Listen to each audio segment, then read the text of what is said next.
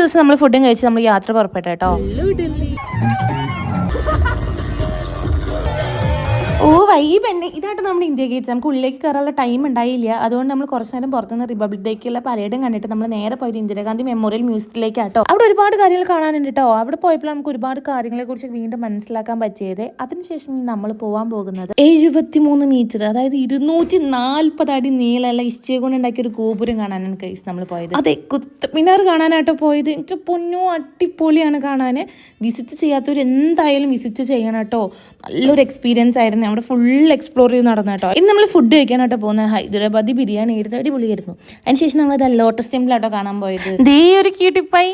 അവിടെ പറഞ്ഞ് ഭയങ്കര പീസ്ഫുൾ ആണ്. ഉള്ളിലോട്ട് നമുക്ക് ഫോൺ യൂസ് ചെയ്യാൻ പറ്റില്ല, പെർമിറ്റഡ് ആണ്. അങ്ങനെ നമ്മുടെ മണാലിയിലേക്കുള്ള യാത്ര പുറപ്പെട്ടു ഗൈസ്. വണ്ടിയിൽ ഫുൾ ഉറക്കായിരുന്നു. അങ്ങനെ നൈറ്റ് ഫുഡ് കഴിക്കാൻ വേണ്ടി ഇറങ്ങിയതാട്ടോ. എൻ്റെ പിന്നെ കോടമഞ്ഞായിരുന്നു കേട്ടോ. അടാറ് തണുപ്പായിരുന്നു, അൺസഹിക്കബിൾ. ഇനി എങ്ങനെ മണാലിയിൽ സർവൈവ് ചെയ്യുന്ന ഒരു ഐഡിയ ഇല്ല. അപ്പോൾ ബാക്കി ഇനി മണാലിയിൽ